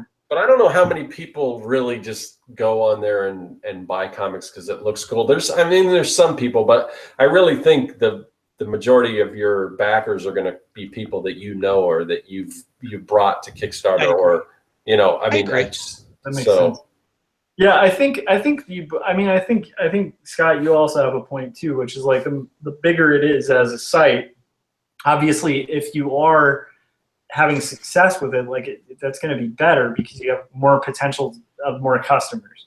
So I get that too, but I'm just kind of curious because I do remember, and this is like, I've never participated in Kickstarter yet. You guys have both run them, but I do remember seeing like some of the early Kickstarters, and they'd get, a lot of those early comics got like really large amounts of money. It wasn't like the earliest ones. It was like a little bit into it, but not very. But it was established that it actually would work, but nobody had. Yeah.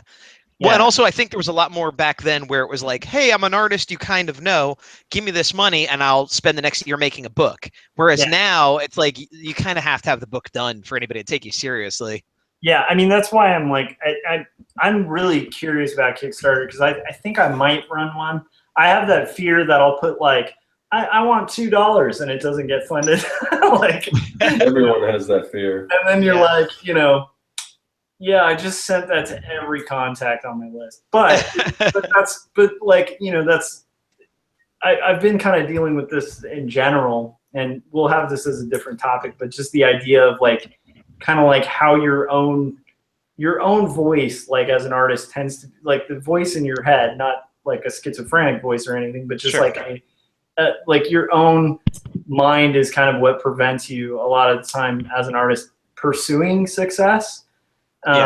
Or because of that potential of failure, and it tying into like the comics theme that we were bringing up too, like where like when you're just playing at cartooning and you're drawing comics in your own room and you're, you know, drawing superheroes that you love and they're doing things you want to do and the style is good enough for you, it's really fun.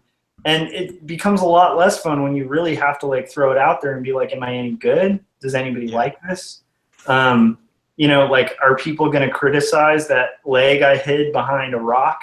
You know, like, and it gets worse too, because if you're doing that fun kind of drawing and you show it to other people and they don't like it, that's hard, and you don't. That's tough. But then if you go, I'm going to take this seriously and study anatomy and spend a year and a half of my life doing a book and put it out, and people don't like it, that's way worse, because it's not even like I had fun doing this. I goofed around. Oh, people didn't like it. It's like I put everything into this, and then people don't like it. You're like, why? Yeah, it's a whole risk, but I applaud you for even doing it, because it's like both of you guys, like the fact that you guys have had the guts to kind of take the risk and do it and succeeded at it, like that's really cool. Like you've already succeeded your goal, and you're gonna do. It's always like isn't it pretty common knowledge? Like it's usually 2 days before where you see a real big boost. Yeah, that's what they were actually talking about in the chat, because if you set something, remind me, then 2 days before, it'll be like, hey, that thing you're interested in is ending in 2 days. And so then you get a boost at the end usually. So yeah, I'm pretty confident we'll at least hit the first stretch goal, and we'll see how well it does. But I'm a little more pragmatic about it, because like, you know, you're like, good for you doing it. And yeah, I guess good for me doing it, and good for anybody for doing something rather than not doing it. But I went into the last one and this one, we're like, okay, worst case scenario, it fails, I don't get enough money. I could live with that. And on top, and it's still not a failure because, hey, I tried and blah, blah, blah. Sure. But it's still not a failure also because it ups my presence on the internet. Even a failed Kickstarter, when you search my name or you search up Gazbot, my first issue Kickstarter comes up a lot, and it's been a year later and it still comes up. So even a failed Kickstarter just ups my internet artist presence. So that's kind of what got me to do it the first time. A buddy of mine was like, so, you know, just because I'm like, I only need a couple $100, I could probably pull it together. And he's like, use it as a pre-order system. And, you know, and then you have this digital footprint on the internet. And he was right. And so that's how I approach it, kind of pragmatically, like, okay, this might fail, but I'll still get something out of it, even if it fails. Yeah. And I mean, like that's the funny thing is, like, most of the time with those kind of, like, for me, the personal one recently is just like, you know, it's the holidays, money's kind of tight, so I might have to take freelance work and stuff. And so I've been considering doing more t-shirt designs, and I'm going through the process of, like, you know, concepting and stuff like that, which takes a lot of time for me. But once I have a decent list of like concepts and stuff, I'll be, you know, re-entering the fray.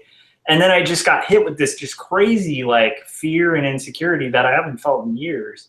And I realized it's because it's like your head at least my head as an artist screws with me a lot, where it's like the first thought is like, well, you know, you're going to do this and you're going to eat shit and it's going to be terrible, you know?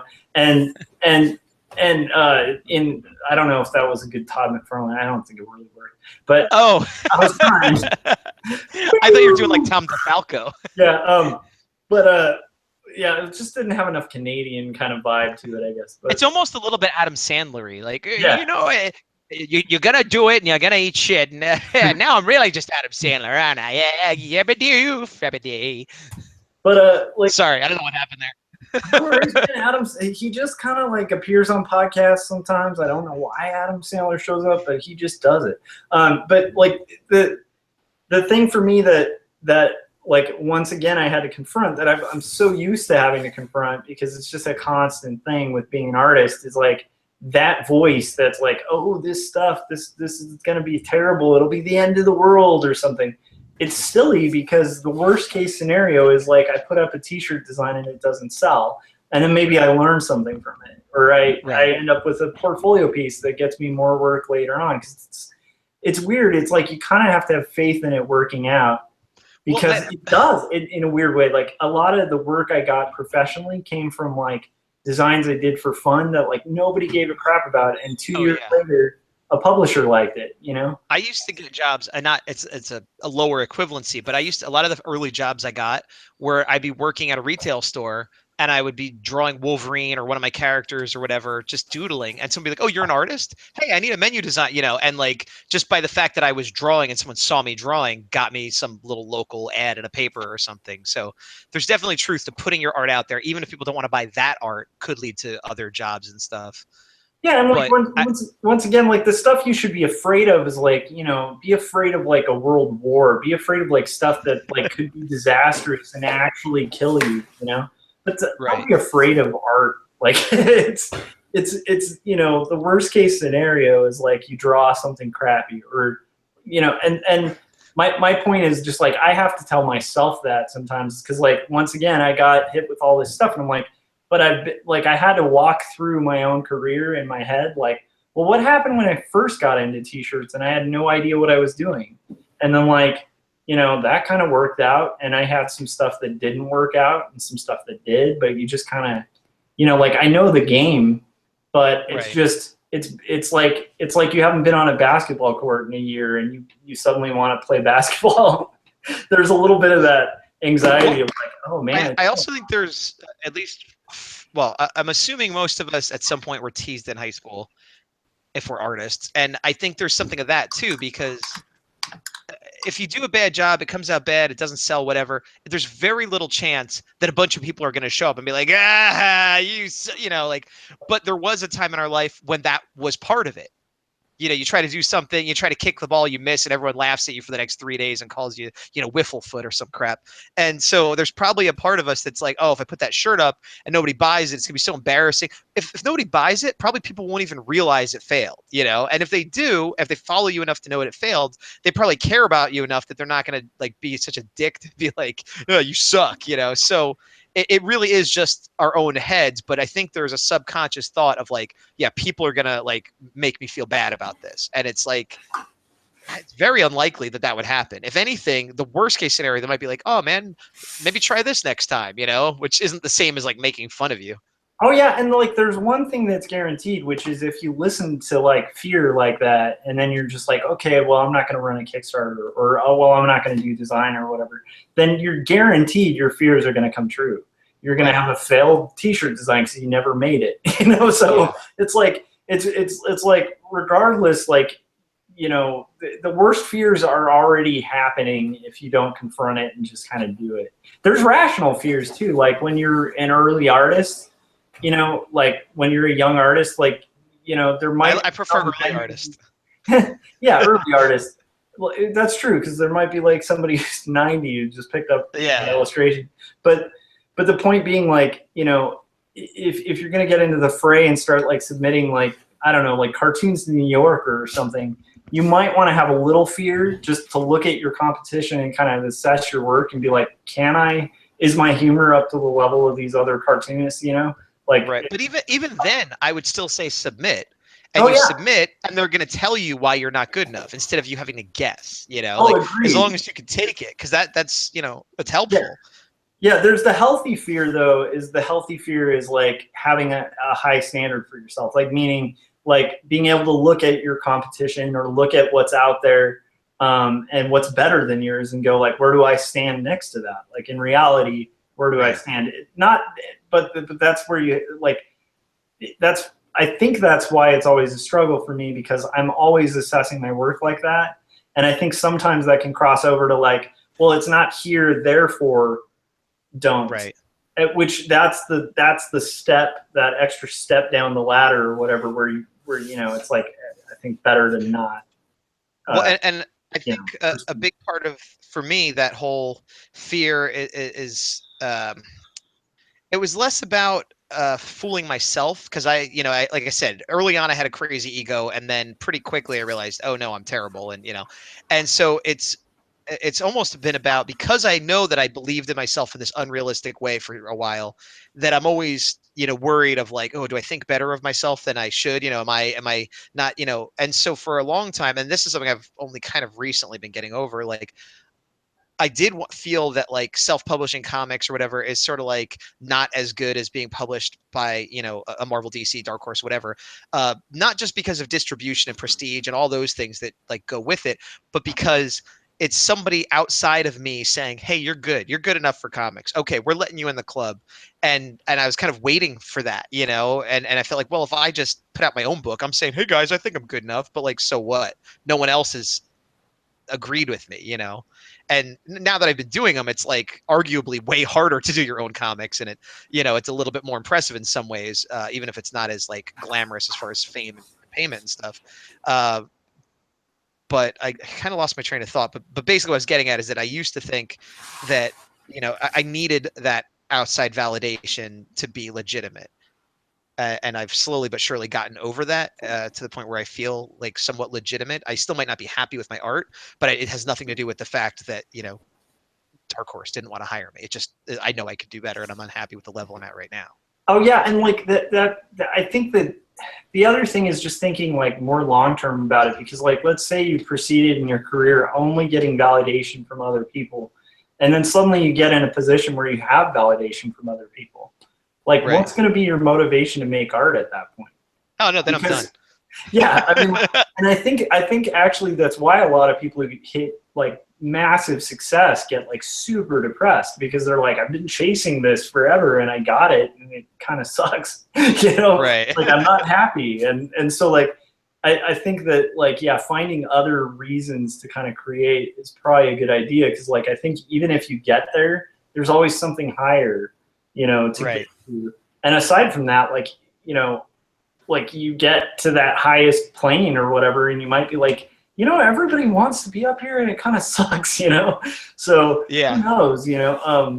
I don't know, but yeah, I feel like I'm rambling too. Scott, you haven't talked much at all, dude. We're too interrupty. I'm busy working. I'm just like engulfed in my He's like- work. So. You guys talk about being successful. I'm just gonna be successful. I keep glancing. Every time I glance up, I see Kaz is working on something different. I saw Cable. Now I'm seeing Castle Bristol. yeah. Before that, I saw something. It's like, man, you're just cranking them out. Mike Emmerich in the chat said something similar. I'm just doodling. Like I did Yeah. my work on that I had to do today. So like the only work I have to do, like actual artwork, it would not be digital. So I didn't want to. I don't have a setup where you could see that. Yeah. So I'm just sort of doodling whatever comes to mind while we're talking. Nice. Well, I don't know what you guys are thinking, but I know it's probably a full-length episode already. I don't know. Oh yeah, we're definitely there. Probably. So Oh, you know what? Let me bring up one last thing about the Kickstarter then before we go. And Yeah. it's not a pitch for myself, but again, more of a businessy thing. I intentionally launched it on Black Friday because I kind of had to rush. Like I was kind of close, and I think I'm about ready. And then I just like that week I went insane and finished everything I had to do and set it up and finish the cover, so that I could launch it on Black Friday, because I didn't want to wait until after the holidays, and I'm going to be going away. And it was basically, if I didn't launch it on Black Friday, it wouldn't be until January. And so I didn't want to wait. But I also know there's a lot of talk about like when's the best time to launch and all that stuff. I didn't pay attention to any of that. I said, you know, like kind of like what Scott said, a lot of the people that are going to support me know me through YouTube or Facebook or friends or family. You know, they in some way are familiar with what I'm doing.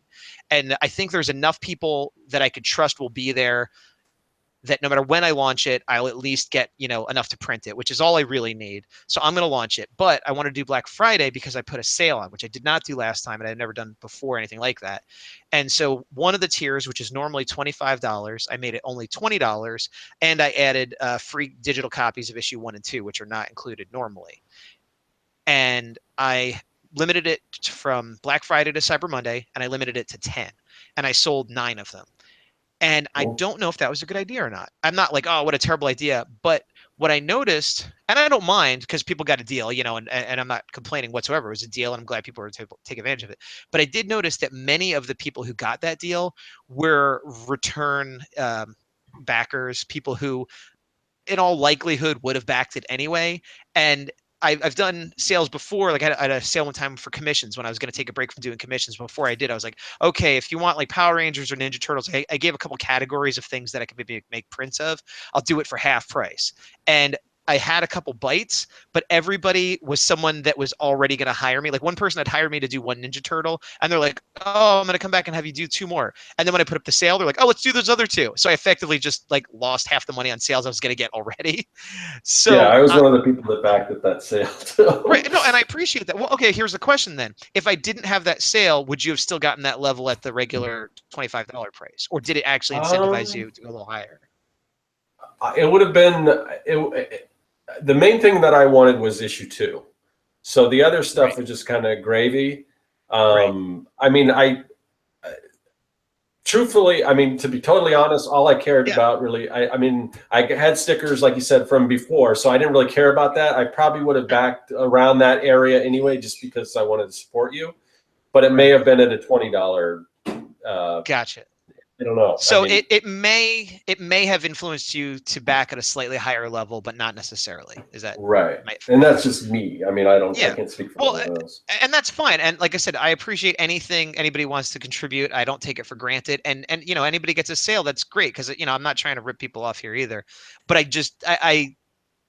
think it was good in terms of timing, because I could tag it Cyber Monday, Black Friday, and get that kind of extra social media cachet out of it.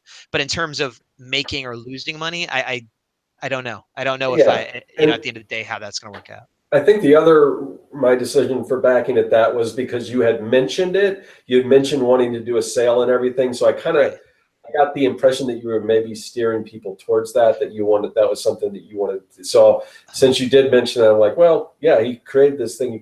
That's what he's kind of pushing. So I figure I'll do it. Plus the other thing was, you know, I think I was the first person to back at that level. Other people had backed like at a sketch level or something like that. And I'm like, well, and then I was like, well, he wanted this thing and no one's backed at this level yet. So that's what I'm going to back. So, well, what we've learned is that Scott is a really nice guy that cares about people. I appreciate that. I don't know if that's good data for what I was wondering, but you're a good guy. Thank you. So I think that we are getting into the deep throes of late night, and I'm going to start making jokes I can't make on YouTube without getting advertising pulled, because that's what happens when I get sleepy. So instead, we are going to call it a day. So why don't we start it off? Gaz, why don't you let us know, you know, one more time where people can find your Kickstarter, find your work, YouTube, all of that stuff. My main outlets are YouTube and Instagram. I'm also on Facebook and a few other places, but you can find me as Gazbot almost anywhere on the internet. On Instagram, it has 2 T's because somebody's squatting on the name, but everywhere else is just Gazbot with 1 T. And the Kickstarter is for the Horror A4 issue 2, and there is an ability to get issue 1 if you want that as well. And I have an Etsy store and all that other stuff. And you could find me, and we could talk about jelly or peanut butter or whatever you want. Fluff, sure. Or if you call him, you could talk to his friend Todd McFarlane, who's probably nearby. Yeah, I guess I'll tell you. You know, I had an idea for a guy called Jelly Man, and the kids, they like him. I'm really falling into Adam Sandler. I don't know what happened. I lost it. Jelly Man's good, but he's no Spider-Man. He's not the Fantastic Four or the Thing. Yeah, Stan, you create a lot of stuff, or at least you say you do. You know, you got some other people there. Maybe took a little credit. You know. If they worked at Image, I'll tell you what, it would have been Steve Ditko Spider-Man. But, you know, that's a different Image thing. Is fine, but I say make mine Marvel. You guys, we have an exclusive. Stan Lee and Todd McFarlane are confronting each other. Age-old issues.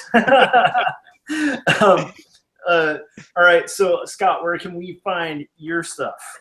You can find it. Well, since it is the holiday shopping season, I'm just going to mention my stores rather than social media. So, like I said, if you want pop culture designs, you can go to circpop.com. If you like mad science supplies, you can go to circworks.com. And I also have an Etsy store, but you can find the same stuff at my website at circworks.com. So, yeah, lots of cool gift ideas for the holidays. Sweet. You can find my stuff. I actually forgot to do Scott last because he always does the mailing list bit. But you can find my stuff here.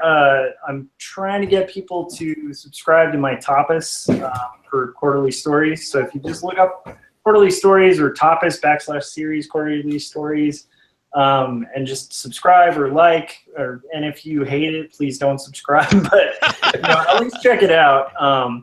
Because I'm trying that whole Tapas thing, and it's pretty interesting, and I'm discovering that there's more people on there than I realized. Maybe I'm just an old man who's out of touch or something, but I'm starting to really enjoy it. So check that out. Check out my YouTube. Oh, wait a minute. You're already on my YouTube channel, so that's where you find me. And But now you've got actual new videos up.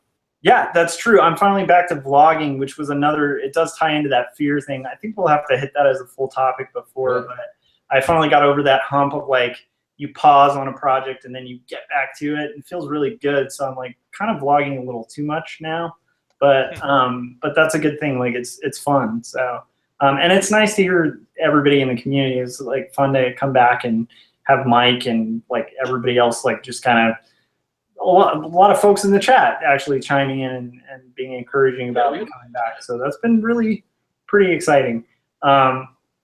Yeah, so then Scott, where can people go if they want to get spam? We don't spam anyone. No, so yeah, so the way we do this, we rotate between Josh's channel and my channel, and then we have a rotating third chair. Today it's Gaz. Next week it will be some other mysterious guest. We can't say who because we don't know yet.